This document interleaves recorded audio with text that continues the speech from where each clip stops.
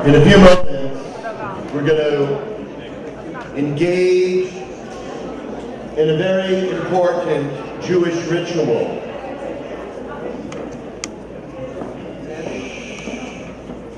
The ritual is called Havdalah.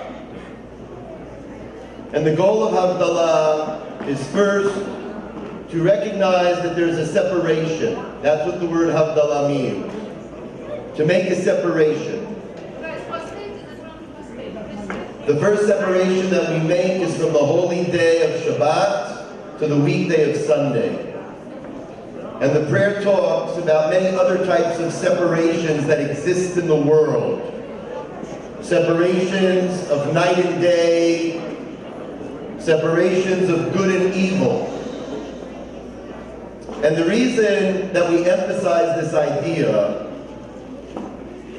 is because God chose the Jewish people.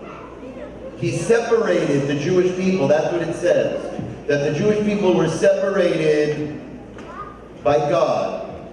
Not because we're better than any other part of the human race, but because God had a special job for us to do, to share with the human race.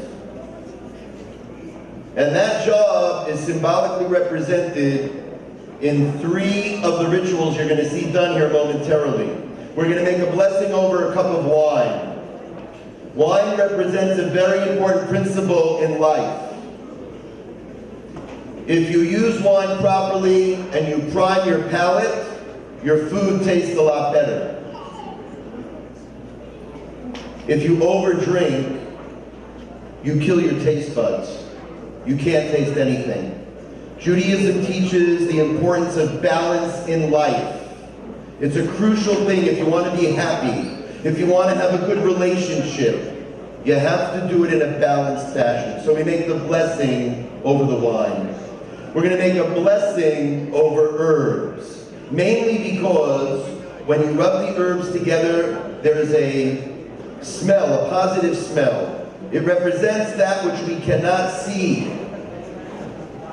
Most of the most important things in life, my friends, we can't see them.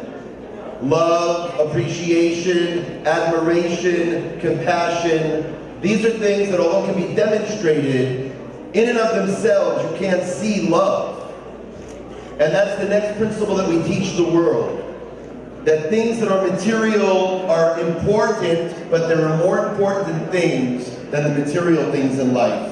What's important in life is love, is caring, is concern. And we breathe it in, that our body should be permeated with that attitude. And then the last ritual we do is we take a candle. And we remember the fact that the Jews, according to the prophet Isaiah, are supposed to be a light unto the world. To make the world a better place, more moral, more ethical. That's our job. And so we light that candle and remind ourselves at the beginning of the work week on a Sunday Eve. That's what this is, it's Sunday Eve. I know we think about it at Saturday night, and we begin our week reminding ourselves of balance. We begin our week reminding ourselves of the important things of love and concern and care, and the fact that we need to light up the world with our behavior. And I want to conclude by sharing with you my brief perception of this weekend. I am overwhelmed by seeing all of you here over this weekend.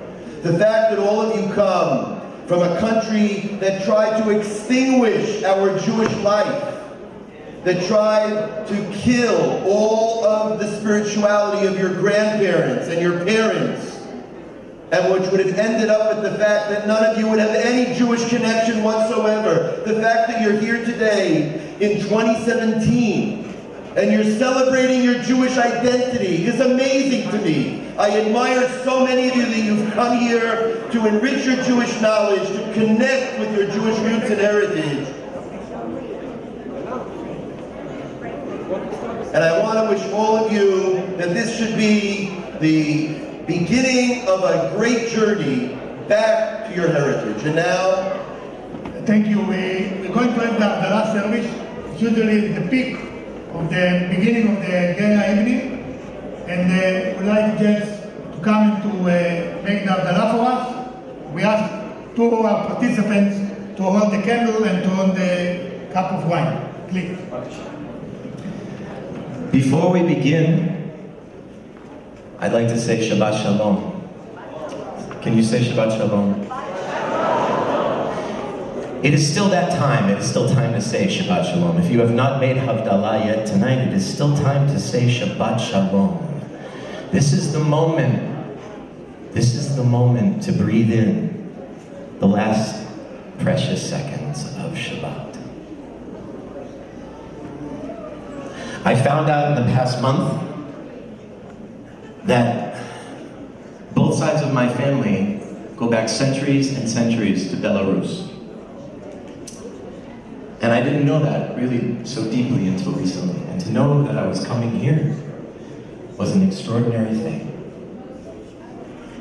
I'd like to tell you a little bit about what Limmud really is.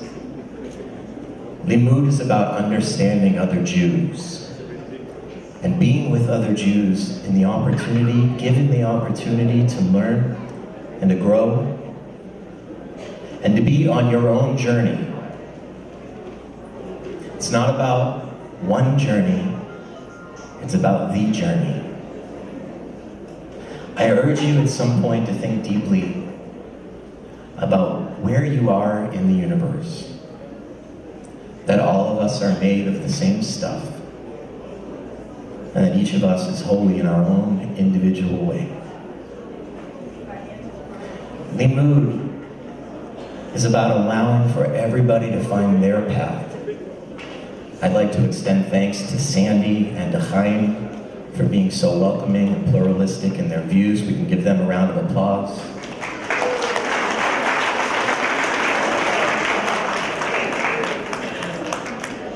Raise your hand if you're wearing a kippah.